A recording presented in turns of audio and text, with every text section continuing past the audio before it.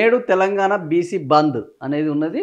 ఈరోజు 42% రిజర్వేషన్ల కోసము పార్టీలో ఆడుతున్న రకరకాల నాటకాలకు బీసీ సంఘాల వాళ్ళు మొత్తము మాకు 42% రిజర్వేషన్లు ఇవ్వాలి, మా యొక్క నిరసన కేంద్రానికి తాకాలే, మేము అగ్గి పుట్టిస్తాము అంటూ ఈరోజు రాష్ట్ర బంధు నిర్వహించడం జరిగింది. ఇది ఉత్త బంద్ చేయడం వల్ల ఉపయోగం లేదు. గవర్నర్ని ముట్టడిస్తే ఈ బంద్కు కొంత ప్రయోజనం ఉంటుంది, కొంత మెసేజ్ కేంద్రానికి వెళ్తుంది, కొంత ప్రయత్నం ఒక అడుగు ముందటికి పడుతుంది అనేది నా ఆలోచన. మరి ఏం జరుగుతుంది అనేది చూడాలి. నిన్న మాత్రం సిపిఎం వాళ్ళు అంటే ఉద్యమాల నేపథ్యం ఉన్న వాళ్ళు ఏదాన్ని సూటి పెడితే కుడుతుంది అనేది సిపిఎం వాళ్ళు నిన్న కరెక్ట్గా అదే 42% రిజర్వేషన్కి సంబంధించి గవర్నర్ సిఫారసు చేయాలంటూ సిపిఎం ఆధ్వర్యంలో చేపట్టిన చెలో రాజ్భవన్ ఉద్రిక్తతకు దారితీసింది. రాజ్భవన్కు పెద్ద సంఖ్యలో వెళ్లేందుకు ప్రయత్నించిన నేతను పోలీసులు అరెస్టు చేశారు. ఇది ప్రస్తుతానికి కేంద్ర ప్రభుత్వానికి సెగ తలగాలి అంటే గవర్నర్ని ముట్టడించాలి. కేంద్ర ప్రభుత్వానికి సెగ తలగాలంటే ఎన్నికలను బహిష్కరించాలి. కేంద్ర ప్రభుత్వానికి సెగ తలగాలి అని అంటే ఈ ఎన్నికల్లో బీసీలందరూ మొత్తము ఈ ఉప ఎన్నికలు కానీ స్థానిక సంస్థల ఎన్నికలు కానీ మేము ఓటు వేయము అని నినదించాలి.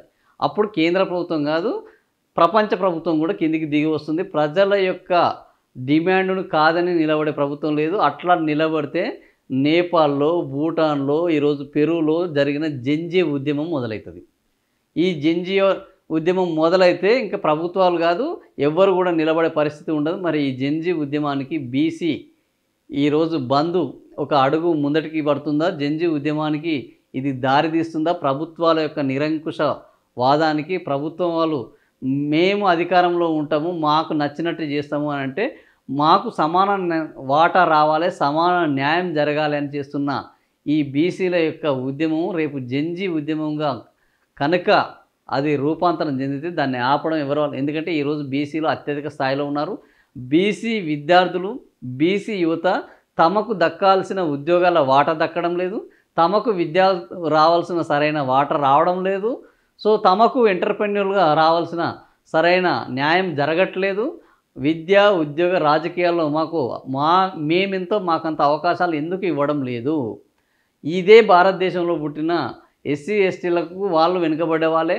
వాళ్లకు జరిగినప్పుడు అంతే వెనుకబాటుతో ఉన్న బీసీలకు ఎందుకు ఈ మేమెంతో మాకంత రిజర్వేషన్లు ఇవ్వరు అన్న ఒక ఆలోచన మొదలైంది. ఈ ఆలోచన ఉధృతమైనప్పుడు, ఉద్యమ రూపం దాల్చినప్పుడు, జెన్జీగా మారినప్పుడు అప్పుడు ఖచ్చితంగా ఈ ఉద్యమం తన అనుకున్న లక్ష్యాన్ని సాధిస్తుంది.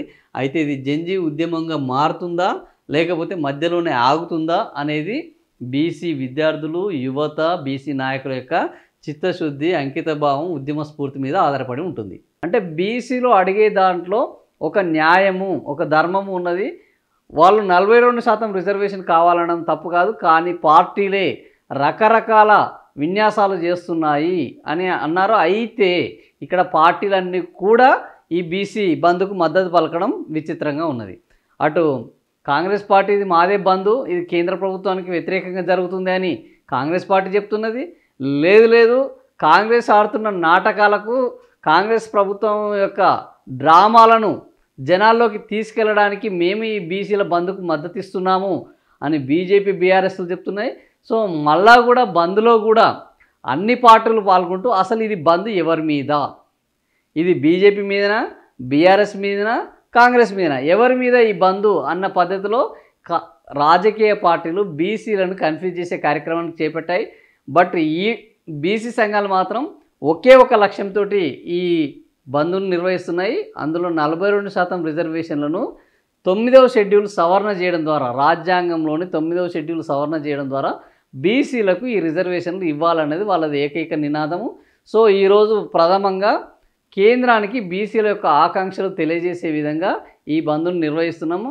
ఆ తర్వాత దఫాలుగా, దశల వారీగా మా పోరాటము 42% రిజర్వేషన్లు సాధించుకునేందుకు వీలుగా పనిచేస్తాము, కార్యాచరణ రూపొందించుకుంటాము అని బీసీ సంఘాల నాయకులు ఆర్ కృష్ణయ్య, జాదవ్ శ్రీనివాసు, మిగిలిన పార్టీల నాయకులు కూడా వాళ్ళకు మద్దతు తెలుపుతూ మాట్లాడుతున్నారు. ఏం జరిగింది అనేది చూద్దాం. అన్ని రాజకీయ పార్టీలు, అన్ని ప్రజా సంఘాల మద్దతు ఉంది. విద్యా వ్యాపార సంస్థల స్వచ్ఛంద మద్దతు ఉన్నది. 42% రిజర్వేషన్లు సాధించేదాకా ఉద్యమం చేస్తామని సుప్రీంకోర్టు ఏమైనా శిలాశాసనమా అని ఆర్ కృష్ణయ్య ప్రశ్నిస్తున్నారు. సుప్రీంకోర్టు శిలాశాసనమా, రాజ్యాంగం శిలాశాసనమా అనేది పక్కన పెడితే రిజర్వేషన్లు సాధించుకోవడం కోసము మనం ఈ ఉద్యమాన్ని చివరిదానిగా కొనసాగిస్తామా లేదా అనేదే ఈరోజు ప్రశ్నగా ఉన్నది. ఎందుకంటే ఆర్ కృష్ణయ్య దాని మీద ఆల్రెడీ ఎవరు కాంగ్రెస్ వాళ్ళు మొదలుపెట్టారు. ఏమని, రాష్ట్రంలో మీరు మద్దతు పలుకుతున్నారు, మరి బీజేపీ రాజ్యసభ సభ్యులుగా ఉన్నారు, కేంద్రంకు పోయేసరికి మాత్రం కాడెత్తేస్తున్నారు, ఇది పద్ధతి కాదు. అదేవిధంగా బీజేపీ పార్టీ కూడా రాష్ట్రంలో ఈ బంద్కు మద్దతు పలికింది. మరి ఇదే బంద్ రేపు ఢిల్లీలో చేస్తే బీజేపీ వాళ్ళు ఈ బంద్లో పాల్గొంటారా? వీళ్ళు ఎవరి మీద చేయాలి? బీజేపీ మోడీ ప్రభుత్వం మీద చేయాలి. మోడీ ప్రభుత్వం మీద చేసేటప్పుడు ఇక్కడ ఎంపీలు, ఎమ్మెల్యేలు మోడీకి వ్యతిరేకంగా, బీసీలకు అనుకూలంగా ఈ బీసీ రిజర్వేషన్ల సాధన కోసం జరిగే ఉద్యమంలో పాల్గొంటారా లేదా అనేది రేపు ఢిల్లీలో జరిగితే కనిపిస్తుంది. ఇప్పటికైతే అందరూ సేఫ్ జోన్లోనే ఉన్నారు. ఎందుకంటే ఒకవైపు జూబ్లీహిల్స్ ఉప ఎన్నికలు జరుగుతున్నాయి, మరోవైపు స్థానిక సంస్థల ఎన్నికలు ముంచుకొస్తున్నాయి. దాని మీద కూడా హైకోర్టు మాట్లాడడం జరిగింది. అయితే ఏం జరుగుతుందని చూడాలి. జర్నలిస్టులు బాసటగా నిలవాలి, దాస్ సురేష్. సో జర్నలిస్టులు ఎక్కడ న్యాయం ఉంటే అక్కడ వాళ్ళు ఖచ్చితంగా బాసటగా ఉంటారు.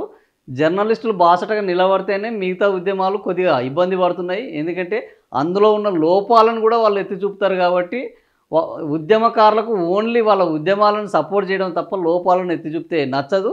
సో జర్నలిస్టులు వాళ్ళకున్న తత్వం ఏంటంటే ప్రశ్నించడము, లోపాలను ఎత్తి చూపడం. ఈ లోపాలను ఎత్తి చూపడం వల్ల అటు ఉద్యమంలోనూ వివక్షకు గురయ్యారు, ఆ తర్వాత ప్రభుత్వాలు వచ్చిన వివక్షకు గురయ్యారు. ఏ ప్రభుత్వానికి జనరల్గా జర్నలిస్ట్ అంటేనే ఒక ప్రభుత్వానికి వ్యతిరేకంగా మాట్లాడతారు. ఎందుకంటే ప్రభుత్వం పాలన చేయాలి, పాలనలో లోపాలను ఎత్తి చూపెట్టడం నిర్లక్ష్యాన్ని. కానీ వాళ్ళు ఏంది ప్రతిపక్షాలకు అనుకూలం అనే ముద్రేస్తారు.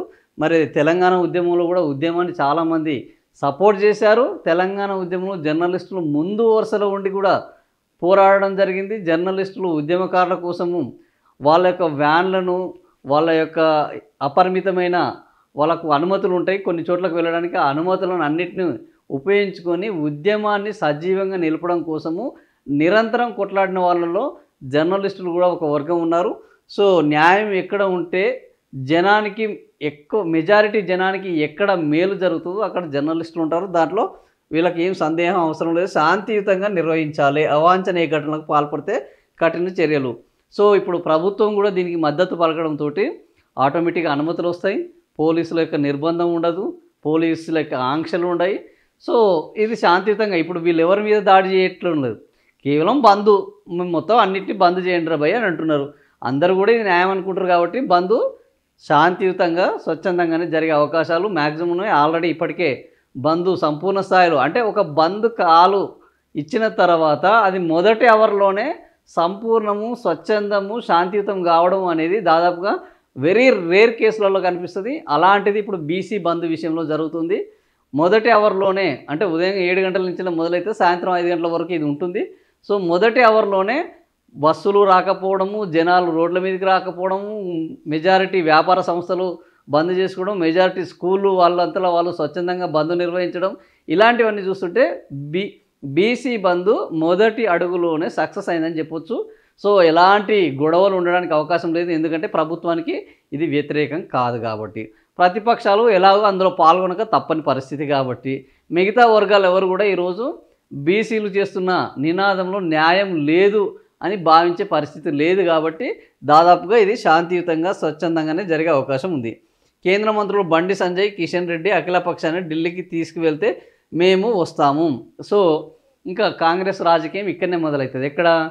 ఇక్కడ రాష్ట్ర బంద్ చేస్తున్నాం. మరి నెక్స్ట్ ఏంది అంటే నెక్స్ట్ బీజేపీ ఇది చొరవ తీసుకోవాలి. బీజేపీ చొరవ తీసుకుంటే తప్ప రాజ్యాంగంలో 9వ షెడ్యూల్లో బీసీలకు రిజర్వేషన్లు 50% మించి పెంచుకోవచ్చు అనే ఒక నిబంధన అమల్లోకి రాదు. మరి అప్పటి వరకు ఈ బీసీ ఉద్యమం మరి జరిగితే అప్పుడు బీజేపీ వాళ్ళు ఇక్కడ రాష్ట్రంలో ఉన్న బీజేపీ వాళ్ళ స్వరూపం ఏంది, కేంద్రంలో ఉన్న బీజేపీ వాళ్ళ ఆలోచనలు ఏంది, ఎవరు బీసీల పక్షము, ఎవరు బీసీల వ్యతిరేక పక్షము అనేది కొద్ది రోజుల్లోనే తేలిపోబోతుంది. ఎందుకంటే ఈరోజు బీఆర్ఎస్, బీజేపీ, కాంగ్రెస్ 3 పార్టీలు, ఎంఐఎం పార్టీ 4 పార్టీలు ఈరోజు బీసీ బిల్లుకు మద్దతు ఇచ్చాయి. బీసీల కోసం రేవంత్ రెడ్డి ప్రభుత్వం తీసుకున్న నిర్ణయాన్ని పూర్తిగా వాళ్ళు అంగీకరించారు. కానీ ఎప్పుడైతే ఇది కేంద్రానికి పోతుందో అప్పుడు బీజేపీ ఏమంటుంది అనేది ఇక్కడ ప్రశ్నార్థకంగా మారింది. ఎందుకంటే బీజేపీ చొరవ తీసుకోకపోతే బీసీ బిల్లులకు విముక్తి లేదు. బీసీ బిల్లులకు విముక్తి లేనంత కాలము 42% రిజర్వేషన్లు అమలయ్యే పరిస్థితి లేదు. సో ఏం జరుగుతుంది అనేది చూడాల్సిన అవసరం అయితే ఉన్నది.